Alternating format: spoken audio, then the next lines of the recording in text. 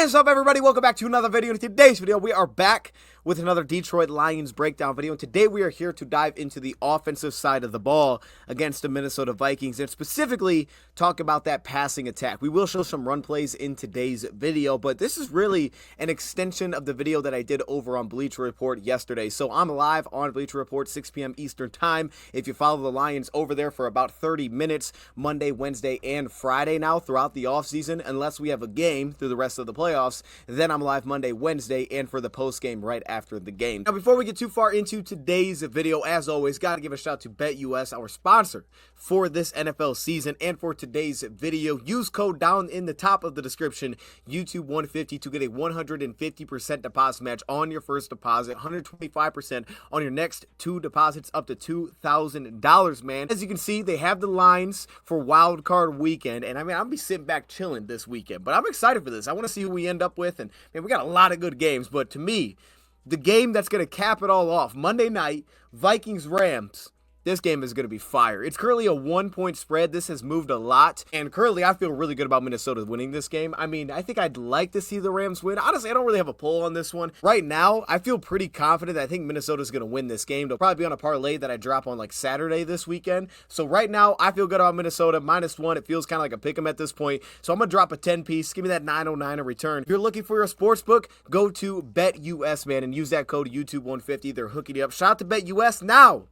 Let's get to today's video. At this point, it feels like, yeah, Goff's not going to win the MVP. There was like a second there was like, wow, he should be in the conversation. And then as soon as they lost to the Bills, it was like, yep, he's not the MVP. For whatever reason. I don't completely understand it, but that's just how it went. You get the 1 seed, you beat the Vikings, and somehow he's not really seemingly in the conversation. It seemingly is just a two-man race between Josh Allen and Lamar Jackson. But because Lamar Jackson won the last couple of MVPs, it sounds like it's going to go to Josh Allen, even though statistically it all kind of supports Goff over Josh Allen and record-wise outside of the head-to-head thing, but then you'd go back to the Lamar versus Josh Allen, but hold up, he can't get it. He won the last two. So the whole thing's a mess, and I'm not going to sit here and try to make that case, and I didn't try to make that case over there, but I did make this case, and I had a really interesting, I think, twist to that episode of why he is the MVP to the Lions, so definitely check that out because I go into that twist, but today I wanted to expand on that while also looking at this Vikings game. The aspect of playing against a guy like Brian Flores and the problems that it gave Jared Goff back in 2020, his final year with the LA Rams, when he completed 35 of his 61 attempts. 2 interceptions in that game, a loss 28-17. They blitzed the guy 26 times, and that was the issue at the time, is dealing with the blitz. They've absolutely found answers for Goff over here in a Lions uniform, and so much of those answers are also on his plate. And I think in this last game, we got to see that so many times of the control that he has at the line of scrimmage, right? The input that he has over what's happening offensively and the way that he's been able to bring those answers to life in a Lions uniform. We have this quick graphic before we get into the plays because I think it says a lot. And this is Jared Goff against Brian Flores in a Lions uniform. He became their defensive coordinator in 2023, and he's done a terrific job. Coming into the game, they were the best team in terms of pass rating allowed in the NFL. And these are his 4-game stats against the Vikings in that time. He's won every game, over 30 points a game. It's basically been 30 points every single game. It's 30, 30, 31, 31. Also, completing 78.5% of his passes, 78.5% of his passes, 6 touchdowns, 2 picks. Those 2 picks were both in this last game. 272 yards passing per game, and again, a 110 pass rating compared to that game as a Ram, where it was really messy when he was the Miami Dolphins head coach. There's a lot of struggles there. And there were questions, can he deal with the blitz? Oh, he's not that kind of athlete. Oh, what about the arm strength? All these things, not understanding it. But with the Lions, the tied along with Ben Johnson and the answers that they've found for him and that they've been able to create play calling wise, and they've done a great job of that. Even in this last game, it was a little bit messy at first, and then they just kind of adjusted a little bit, found ways to attack the blitz right over the middle of the field, and they took advantage of it. But also Goff's control at the line of scrimmage that he has, and he's finding these answers himself as well. And I wanted to go through some of that in today's video, show some of those specific plays, because it is such a growth that he's had here with the Lions, and these are the kind of things that stats don't tell don't even tell the full story. As good as those numbers are, and they look great, they don't tell the full story of just straight development as a player. And that's what we've seen so far with Jared Goff within this Lions offense. So let's dive right into it. I'll show some of those plays, and I'll show some run plays as well. But this first one is massive. First off, Jahmyr Gibbs as a receiving threat over the last few weeks has taken off. And this is what I thought that he would be coming out of Alabama. Like, he was going to be a monster receiving threat for us. And it's taken its time to become that as a Lion. But I would say this, at least over the last few weeks, it has started to become that. I still think there's so much more left there that we can tap into. 3rd down and 5, and Jahmyr Gibbs becomes your answer against man coverage. It says a lot. He's a matchup piece, and in this case, he gets the linebacker matched up on him one-on-one, and that's who you go at. It's the perfect read, because typically if it's defensive back, maybe you'd stay away from that, but to get him on a linebacker, that's the matchup that we all want, and it honestly wasn't really there. It was good coverage by Blake Cashman, but he made it happen after the catch. But what I love is the check here. So the Lions come out in a 3-by-1 look, and Goff immediately checks out of it with the short motion to Amon-Ra St. Brown. You could see that defensively, they're giving kind of a 2-man look. They're showing man coverage. You see how they adjust to the motion. Byron Murphy follows over top, and their 2 deep safeties stay over top. Now, we know Minnesota, they're kind of known for all their exotic looks. They give you all these pressure looks. You don't know who's coming on the play. What are they doing in the back end? We know that they're the most blitz-happy team in football, so there's a lot of confusion that they can create here. And Goff multiple times had answers to a lot of confusion in the back end that they tried to show. And his first one was kind of more the simplified answer to it, where he quickly adjusts and says, all right, let's find a man beater. He sends out Jahmyr Gibbs out into a wide split here, so now he's in a wide alignment at a receiver alignment, and a linebacker, Blake Cashman, rolls over top to take him. But you notice on the play how the safeties still stay deep. So the Lions get into a 2-man beater. They essentially run 2 clear outs at the bottom of the screen. They're going to set up the mesh between Jahmyr Gibbs and Jameson Williams. So Jamo kind of sets the little rub route, Gibbs takes off underneath, and Goff delivers that pass to Jahmyr Gibbs, which again, not bad coverage. It was just an excellent play after the catch that Jahmyr Gibbs made, and that's what he's been. That's what Jahmyr Gibbs has become, is just such a threat, and we'll see more of that as we continue to go through this. This next play that we have, I just love the fast speed through progressions here by Jared Goff. Like, I'm watching this, and I'm like, I don't think he looked over there. And then I watched it again, I'm like, yeah, he did. That's like a lot. That's an excellent read by Goff. So here we're going to get a cover 3 buzz look defensively. It's going to be a simulated pressure look. You're going to see they're going to bring Blake Cashman on this play, and then they're going to drop out outside of that, their edge rusher, Jonathan Grenard here. But first off, start with the progressions. Look how fast he's rolling through progressions. So you get this deep out, this kind of speed out look at the bottom of the screen here from St. Brown. That's where Goff's eyes are going to go to first on the play. But then they're going to have this 2-man setup, which is going to get Sam Laporta on Andrew Van Ginkel. They're going to ask Van Ginkel to pass off Jameson Williams to the middle of the field coverage, then pick up Laporta. Then Laporta's going to run this whip route and settle in off underneath that. And Goff fly through these progressions, finds Laporta, and they pick up the first down on a 2nd down and 6. I just love the speed through progressions here. For me, this was one of the most impressive answers that I think they found throughout the entire game. And this was big. So we had a stretch of Goff delivering big passes throughout this game to start this offense after a couple of bad turnovers. But also a pickup like this for the Lions' first touchdown was a massive adjustment. And again, this to me kind of symbolizes the whole idea of, oh, you're going against Brian Flores and he likes to blitz. And at one time it was like, this is a problem for Goff. Can he deal with this? Can't find the answers, all this kind of stuff. And it's like the blame was all kind of thrown on Goff at one point, but it's different. The whole narrative has changed now with Goff at his Lions. It's like, oh, he's finding answers to this. He has answers to all of these looks. But then you give credit to the coaching staff for that, but you also have to give credit for Goff because he's on the field. He's the one that's making the checks at the line, and he's the one that's standing and delivering a throw while getting smacked in the chest, okay? And we saw that multiple times in this game, but to me it was the best adjustment that I saw all game long. So first off, Lions come out in a 2-by-2 look, and you notice how the defense responds here, right? You have a 2-deep safety look, which we're going to get to this, but this is why the Lions struggles to run the ball early was so important, and it kind of got the Lions into like, okay, we're going to go to throwing the ball on first down because we have to try to get the offense going, and they put it on Goff's shoulders because without Monty, we felt his absence early in this game until late in the game, it kind of broke everything open. So you get this 2D look against a 2-by-2 set offensively. Then you motion across immediately on the play. You get this motion across here by St. Brown. Now watch how the defense adjusts. So Byron Murphy's going to follow across here into the slot with St. Brown into now a 3-by-1 look. So at first, maybe you're thinking it's okay, it's 2-man coverage potentially like we had before, so we could set up a beater to that and potentially check into that. But as this motion across happens,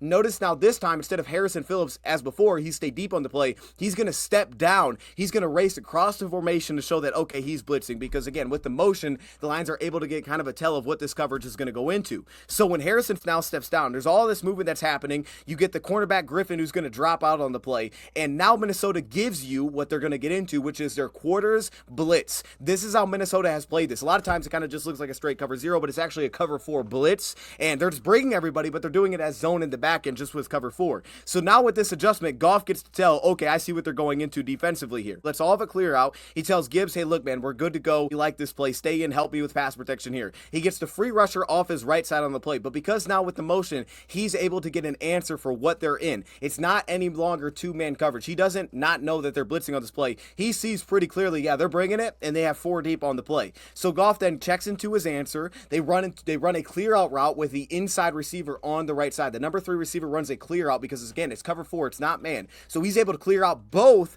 the number 2 receiver's defender on the play and the seam. He clears 2 defenders out of the play, and then they run the mesh setup again, going to Jameson Williams, which is perfect because JMO, of course, is the fastest player on the field here. By the time the recognition is there that, oh man, this is a clear out on the play, they're coming underneath on a 4th down and 6 because they're not throwing to the sticks here, right? You could be settled on the sticks in a cover 4 blitz look because you know they need 6 yards. They're not going to the sticks, they're going right underneath it. By the time the defensive backs react to that, Goff has the ball out of his hands, takes a big hit. It's a beautiful delivery by the way as well. He kind of slid over to the left to give himself a little bit more time to allow this thing to happen, especially with the receiver, the defender that drops out underneath here, and he delivers a beautiful ball, and you have Jameson racing across the middle of the field, and the defense just can't deal with that. He's just too fast on the play to go underneath and give help here. Such a crucial down on 4th and 6 to keep the drive alive. After the play before, making a really good adjustment as well. At the exact same look, it was 3rd and 13, defense went into a cover 4 blitz, and he wanted St. Brown, maybe would have had it if he had a little bit more time, but went underneath and said, okay, we're going to live for 4th down.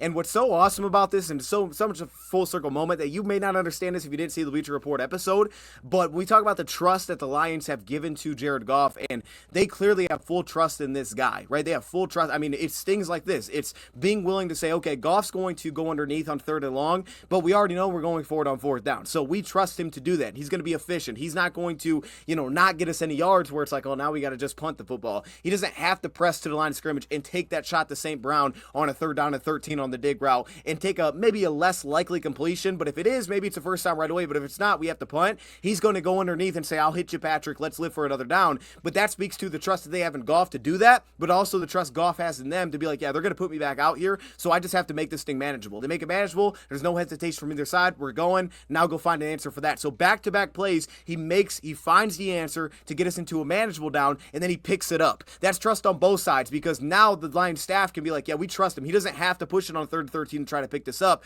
He can just take the underneath route because we are going to go for it, Dan Campbell's aggressiveness, but he can't be that aggressive if he doesn't trust that on a 4th down and 6, Goff is going to get them into the right look and make the right check and deliver a pass, because if he doesn't trust him to do that, now he's like, yeah, we got to punt it here. We had to find our answer. We didn't. We got to punt it. So it's a two-way street that is playing together perfectly here. And it's against Brian Flores, where it was such a story when it was so rough the first time around when he had to deal with Brian Flores when he was with the Dolphins, and it was such a bad performance. It's so awesome that this full circle moment happens, and it's like, hey, now Goff's over here, and every time he plays Flores, they have an answer for it, and it's amazing. I mean, this guy that gave him so many troubles, every game he's putting up a ridiculous stat line, and he's leading us to consistently 30 points a game. It's crazy. Now, I did want to throw in a run play here. A couple of them I'm going to throw in here, but we're talking about these 6-1 front looks, and you're seeing it. Lions go offset eye here, so they bring in Brock Wright here pre-snap. They go offset eye with one tight end in line. They're also going to have a receiver in a close split here, aligned really in kind of a tight end alignment as well. Now, watch how the defense reacts. Right before the snap, they're going to step down. So they're going to slant inside, which Minnesota's prone to do,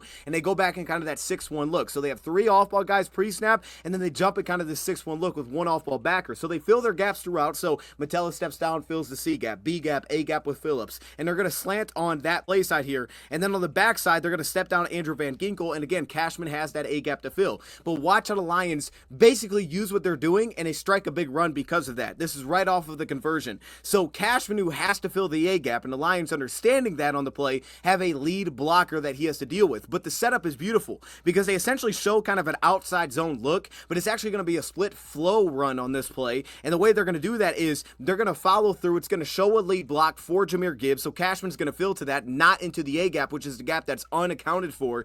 But on the handoff, it's going to be a designed cutback for Jahmyr Gibbs. Now you have Cashman, who has pressed on the play to where the run play is going, now has to adjust and say, I got to get back to the A gap because nobody's actually playing that outside of me. I have to be responsible for that. But when he steps back into it, he's too late now because that lead block has settled himself in. He's going to seal down Cashman, and now it's a designed cutback run for Gibbs, and there's nobody there. And that's the danger of stacking the line. It can help you against the run, and it can shut down run plays, and if you want to stop the run, that's the way to do it, especially with 2 deep safeties, which is constantly what Minnesota does against us. See, against other teams, Minnesota will play 1 deep safety, right? And they'll make it so they're clearly trying to stop the run, and teams will find a passing attack off of that. that. And clearly, when teams play a lot of single high safety, we pretty much pick apart that in the back end passing the football. So Minnesota versus us is like, yeah, we're not going to do that. We're going to play 2 deep safeties, but we're going to stack the line. So for the Lions, their response has been, we're going to run inside runs, inside zones. We saw that early. The problem is we didn't find the success that we found the first time around with Gibbs early. Last time it was Monty who just diced his team up. It was like 7 yards, 8 yards. It's like, this is just not working. We have to get out of this. The problem is the Lions couldn't get them out of that consistently in this game because they kept having 3-yard runs and 2-yard runs. Maybe that was Gibbs or maybe that was a blown block, but it was the inside zones where typically Monty, even if you miss a block, he might break a tackle against one of those smaller backers. And there was no Cashman last time. He's picking up more yards there, and they don't have a great answer once you get past that first line defense. But Gibbs wasn't giving us that answer early. The Lions had to adjust as this game went on, but it allowed Minnesota to kind of stick into their game plan. But this is one of the ways that Lions took advantage of. You want to stack the line of scrimmage? All right, deal with this split flow look, and we're going to go score a touchdown. Now, I did throw in the interception here just to kind of show what happened, and really how the Lions adjusted off of that was kind of everything. I mean, it's a 1st and 10, and again, they're blitzing, but they're doing it out of 2 deep safeties. They're stacking line of scrimmage, a 6-1 front once again here, and at the same time, they're going to go cover 2 blitz. So they're not leaving anybody else underneath. And the Lions were trying to create shots out of that. And I don't hate it. There was a flat, there was a deep out, and there was a deep in here. I don't hate what the Lions were trying to do because in theory, if you do pass protect this, you don't have a lot of coverage pieces, so the Lions could try to pick up chunks out of it. So they were fighting fire with fire. Great, you want to blitz? Bet. We're going to go play action. We're going to hit a shot, and we're going to attack you with it. The problem is, if the shot's not there for Goff, the check down became his next response. And the problem is the Lions weren't giving great response answers early in this game to if the shot wasn't there. Goff's check down in this case, he tried to go to Craig Reynolds as if kind of like a, hey, we're going to go chip and then release, and I'm going to go right over top of the blitzer, Metellus, and I'm going to complete it to you, and Craig, you're going to have so much room to work with. I'm not even looking to the fight. I'm going to you. The problem is there's clearly not a being on the same page type of action here. Maybe with Monty it is, because as we know, Monty on the season has been the best receiving back in football when healthy, and he's set to come back now, which is insane, but he's set to come back. I'm so happy for that. But Craig steps in here, and he picks him up in pass protection. He picks up the free rusher, as you would think he should, because Lions are going slide protection, so he has to pick him up. The problem is they're not on the same page. So Goff is waiting for him to chip and then release. He doesn't chip and release. He just stays there to pass protect. So as Goff is like, hey, get out, man. I got to get the ball somewhere. He tries to then throw it to him. Craig is really never expecting him to play. He turns it to a tip and an interception, and we get a bad play because of that. The next play is really just the example of what I said. This was the response the Lions had the first time around. And that's why I said we were watching it live. The game didn't feel like a different plan, than the last time around. And ultimately, it turned out the same way. We scored 30 points. But it didn't feel like the Lions had a very different plan. It was like, hey, we're going to run the ball first, second, and third down. We're going to run on third down. We're going to have to attack with inside zone runs, inside runs. And unfortunately, in this case, we get more of kind of an outside zone look on a 2nd and 7. It's a 2 deep look. You should be able to run against this. The Lions weren't having the success that clearly was presented. I mean, this is an outside zone. When you watch this play kind of roll through, you're like, oh, there's a lot of success that's going to be here. But Laporta loses his block, and Gibbs gets tripped up. And again, this was the area that Monty was dicing up Minnesota the first time around, but the Lions weren't this time. They picked up 3 yards here, and now it's a 3rd down and 4. So that changes everything. When the defense can give you a look where it's saying, run the football, and the Lions aren't taking full advantage of that. It's a really good example of that, because then later on this drive they get into this 4th and 1, and again the Lions are like, hey, we're going to be aggressive, and I don't hate this. The defense gets into a 6-2 look. They have 8 guys in the box here, and they're going to go, because of that, because they have 8 guys in the box, they're very limited in what they can do in coverage here. They have 1 deep safety on the play. The way they're matching personnel, notice the Lions personnel here. What's key about this is the Lions are going jumbo personnel with 12 personnel attached, so they have 2 tight ends, 1 wide and Zylstra in a single back look here. But the personnel is everything because it gets the defense to match. But what's so key about this is that Jamison Williams is now the single receiver on the field. And typically when the Lions were going into these looks, they were putting Tim Patrick as their only receiver. So making it Jamison as the only receiver on the field probably should have been a tell that they're going to throw this, but it's also that was going to be the Lions' answer to a limited coverage look. So you get the play fake, and when you tie along that slide left play fake with the running back in Craig Reynolds here, you get them to bite underneath, and Cashman bites the run fake, but then he has to deal with the release from Sam Laporta into this out and up looks, and with him doing that, he pulls out the underneath defender, which would be in the way of JMO here. Then it creates a 2-on-1 that the outside corner has to deal with, which is typically a beater already to cover 3, which is like, hey, run 2 vertical routes, because now he has to pick in between. So now he has to respect that outside route by the tight end, and Goff looks there with his eyes and comes back to hit this deep curl to JMO, and it would be a huge chunk on a player expecting him to run the football. This would be a huge chunk pickup. The problem is it gets tipped at the line and falls incomplete. So it's a good design, it's a good play. It just turns into an incomplete pass, unfortunately, because it was tipped at the line. It's a good play by the defender there. Before half, the Lions going out there and getting a field goal was everything. The Lions adding to their lead, make it a 4-point lead before half. And I loved this first play call, so I just wanted to throw it in here. The Lions got a two-man look essentially defensively here with a middle field defender kind of roaming down in Harrison Smith. So kind of a three-deep look, almost like Tampa 2, but in man coverage. So they get man across the board, but I love the way the Lions went at this because we showed this in our preview live stream that we did the day of the game, which was how do you attack the man coverage? And it was, hey, run these kind of like stacked rubs, these delayed stacks on the play because you're going to see that it creates issues. And Green Bay did it, and they found success with it. It's created by these delayed stacked plays, and that's what Lions here. They delayed it, then they rubbed the routes by basically stacking up both St. Brown and JMO. So when they ran beneath each other and kind of stacked this, and there are certain teams that this works against, when they did that, that created confusion. Byron Murphy stepped inside, and then all of a sudden St. Brown broke back outside. Now he has leverage on the play. Byron Murphy's late, and it creates this huge chunk corner route for St. Brown. So it was a great play design to something that we saw on film was like, this is how you attack their man coverage. So I just thought I'd throw that out there to anybody that watched the pregame live stream. This is probably very familiar to you because we saw this and the Lions went out there and they attacked it. So great job by the Lions. When I was asked my biggest concern coming into this game,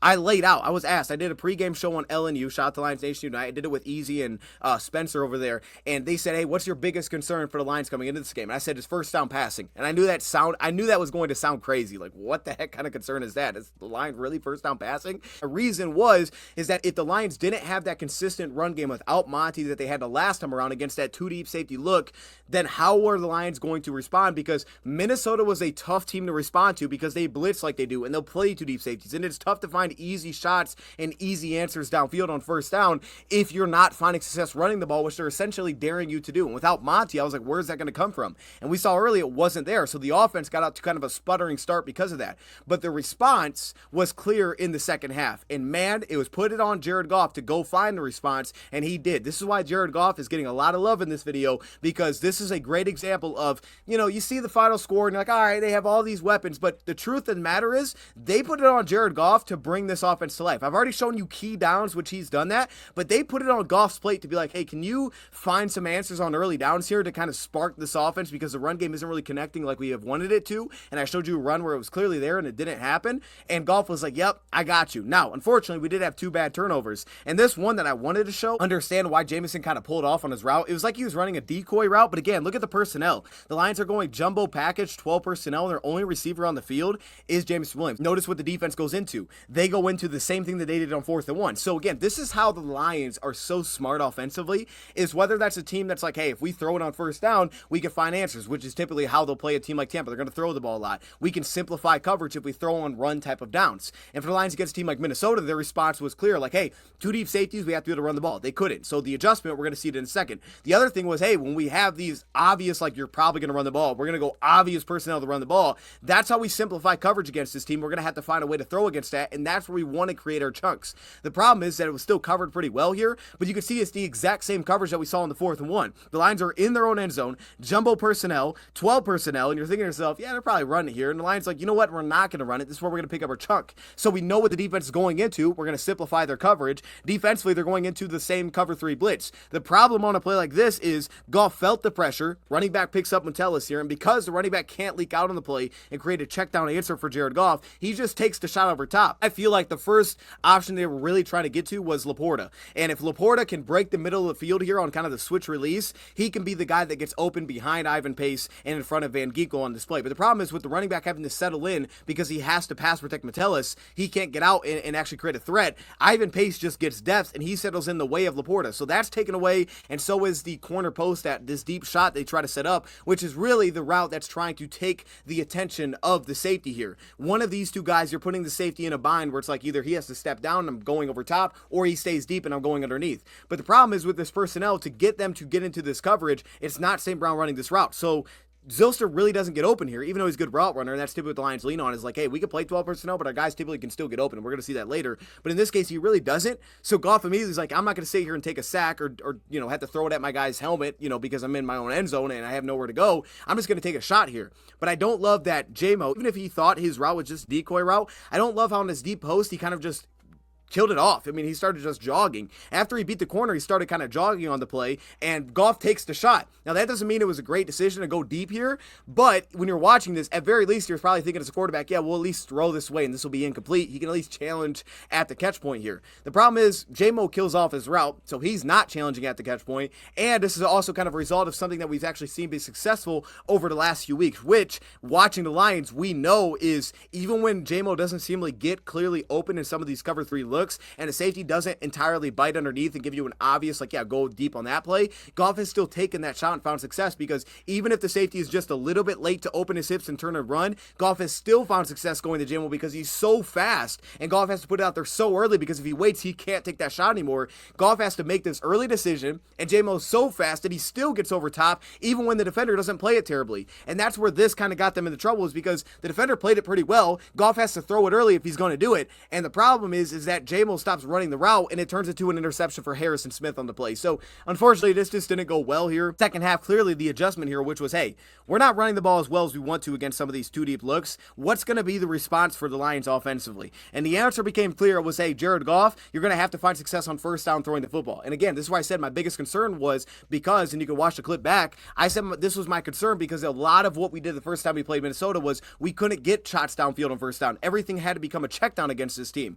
And what do we see again? It became a check down against this team. Then the danger was the plays like the RPO screen where it was nearly picked off, or the little bubble screen the Lions ran to Gibbs that Van Ginkel blew up. That was the danger out of all of this. But Goff's response was very similar to the first time around, and this is why Goff is perfect. And I think he's actually, the crazy thing is it's crazy how you go from one coach and one system, and it's all blame on Goff, and Goff can't read the blitz, and he doesn't know what to do against all these blitz. And maybe that was true at the time. He didn't know how to get to the answer. But it's crazy how you take one staff where it's like, yeah, he can't find answers against this. And as soon as he goes to a different staff with Ben Johnson and with his new staff, and they're like, hey, we believe in you, all of a sudden Goff is dicing up this team, and it's almost like the complete different response, which is actually like, Goff is like the perfect answer for Brian Flores' defense because he's more willing, like any quarterback, to just check the ball down, and that's what the Vikings will give to you, and most quarterbacks aren't willing to do that all game long and take those as their answers, and they get themselves into trouble because of that.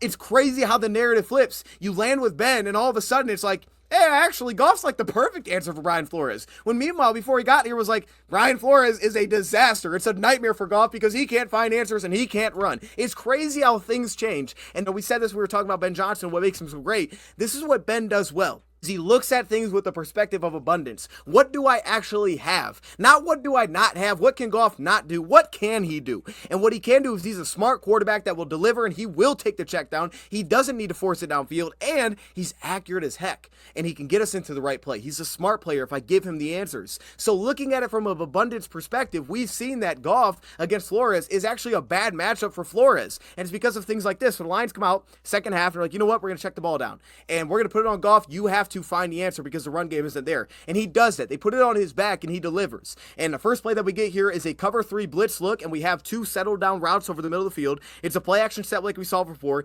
Defense blitz out of it. That same cover 3 blitz look that was a problem for us the first time around. And Goff goes right into the swing route, quickly makes his mind up. I'm going to check this thing down. There's nobody obviously underneath because they're blitzing here, so I'm going to check it down. But he has to deliver a great pass, and he has to make that quick decision and not hold on like, wait, maybe I should force this. He doesn't force it. I'm going to take the easy route. Even though the defender kind of drops out and he gets his hand in the way here, Goff delivers a great pass in front of Metellus over the defender, drops it on Gibbs, and immediately turns it to 9 yards. Plus, this is where Gibbs being able to be a receiving threat like he is becomes amazing here. Shout out to Gibbs. I mean, this is what I thought he was capable of, and we're now seeing it. Then we come back with another play like this, and I love this. First down and 10, cover 3, blitz, but it's going to be a cover 3 cloud blitz, which big difference there is that your safeties become your outside thirds instead of your typical cover 3, your outside corners or your outside thirds are just your cornerbacks playing verticals.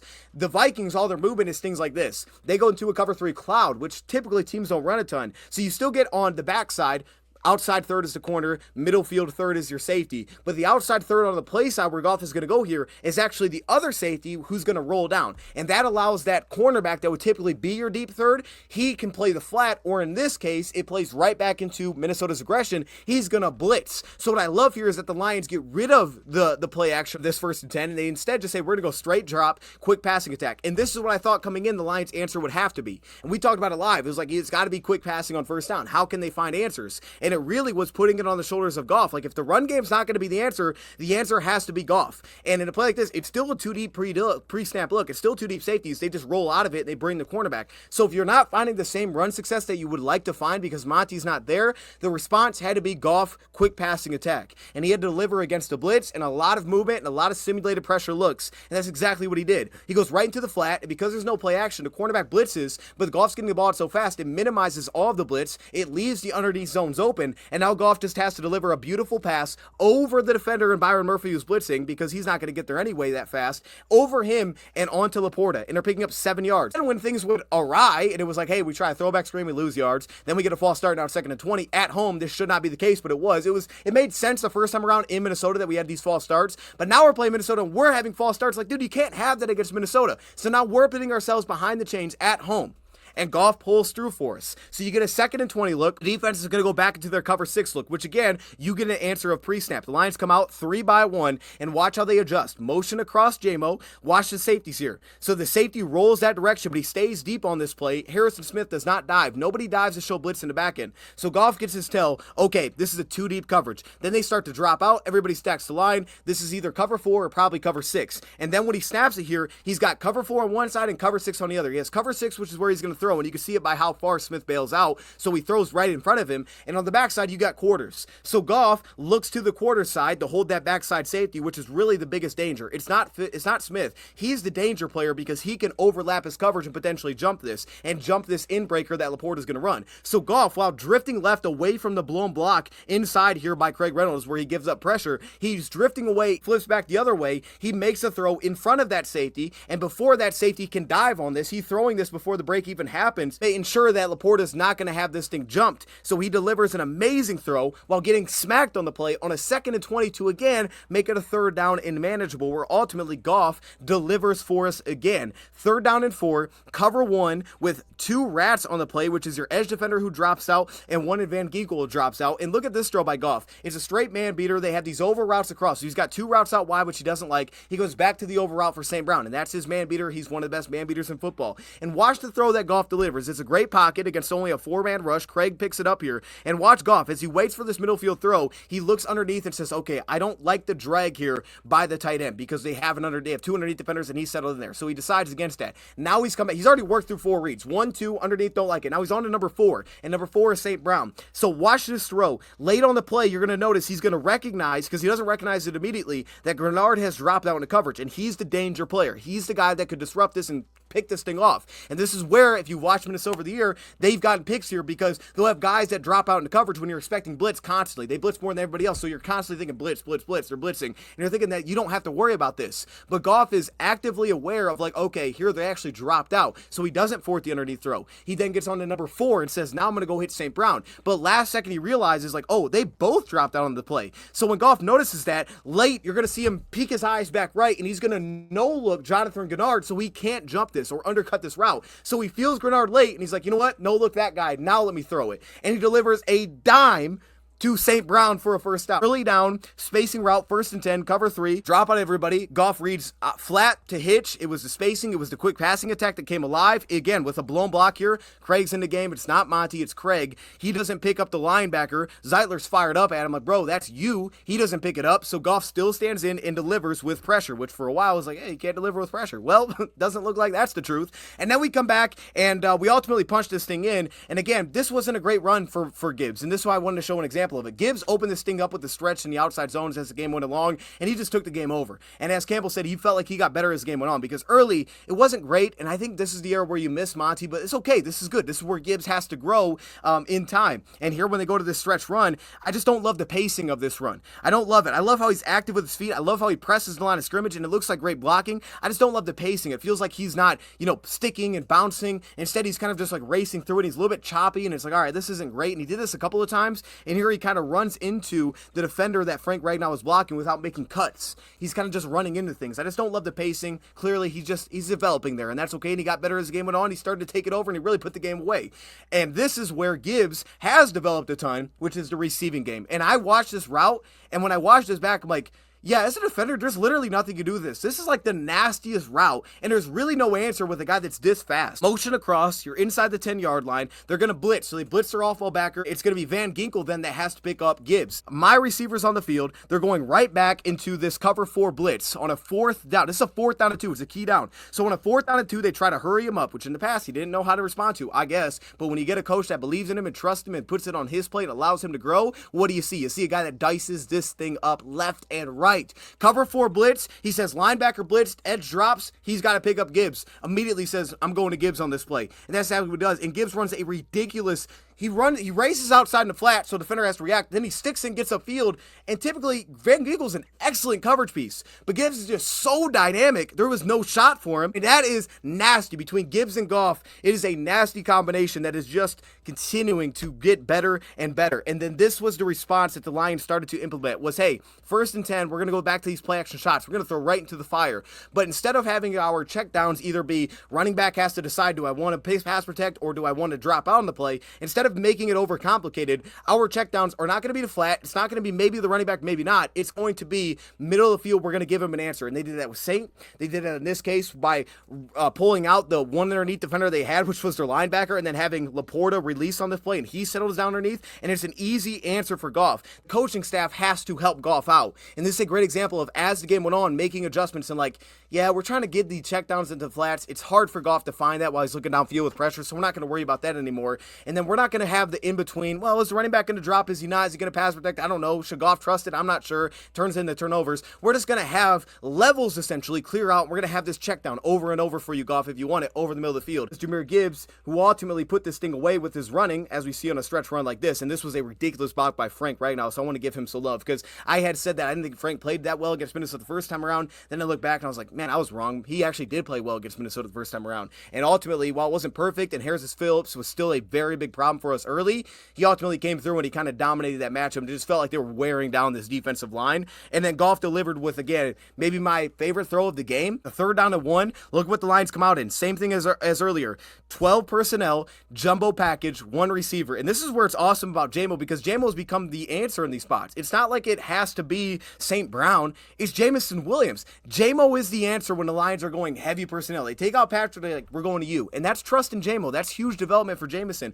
When you think about him as like, what is he as a man beater? What is he doing on the outside? Can he win one-on-one? And I talk about all these things, but how about zone coverage pacing? You're going to see it here. He kind of just walks and tiptoes his route over the middle of the field to make sure he's not racing through it too fast, to make sure that he gives Goff an answer here. He takes the big hit over the middle of the field, and he's the guy the Lions turn to when they go to packages like this. And then Goff just delivers it the rest of the way. It's a 3rd down and 1. It's cover 3 blitz again. So again, you're seeing every time they go jumbo 12, defense response is cover 3 blitz. It limits what they do in the coverage. And because we have tight ends that can get open, we can make them real threats in the passing attack. So Goff goes there first. Spacing concept, flat hitch, doesn't like it. He's flying through his progressions, and then Goff does the rest. Looks off, I should say, Josh Metellus, the backside underneath defender, so that he can come back and hit Jamison as he turns the corner right behind him, and JMO runs it with excellent pace, takes the big hit, and delivers a 1st down. And that's really one of the big plays that allowed us to conclude this game and end this thing on offense. So for the Lions, Jared Goff, it's a really big full circle moment against Brian Flores. He's been incredible, and it really shows you what you're capable of when you put trust in the guy, when you truly believe in the guy. And the Lions have shown that belief, and they've also done a great job of looking at Goff as what can he be, not what can't he do. What can he do? And the Lions' response to that has been, we're going to continue to adapt and find answers for you. And they've really leaned into what he does well, and Goff has done a great job of kind of giving them that back and saying, I got you, I'm going to deliver. And both sides did that. Once again, the Lions have won the NFC North behind this guy, Jared Goff, and he has led the way to back-to-back division titles in his house against Minnesota this time once again, and brought home a 15-2 record. And now, when we watch these playoff games, we can chill at home because we know we got an extra week of rest. This was a beautiful win. I wanted to take the time because we had a little bit extra time with the bye week to really go through this, and I hope you enjoyed the video. Let me know your thoughts in the comments below. Shout out to BetUS, YouTube 150. That is the code, and I'm out.